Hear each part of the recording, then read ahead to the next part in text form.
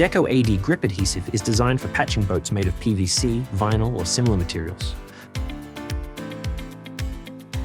Before bonding, thoroughly clean the surface with the included PVC cleaner ADECO 264.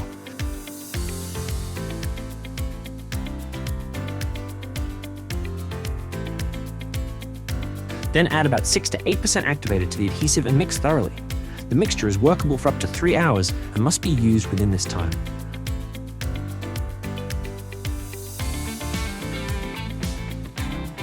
Apply the mixture to both surfaces, then press the parts together.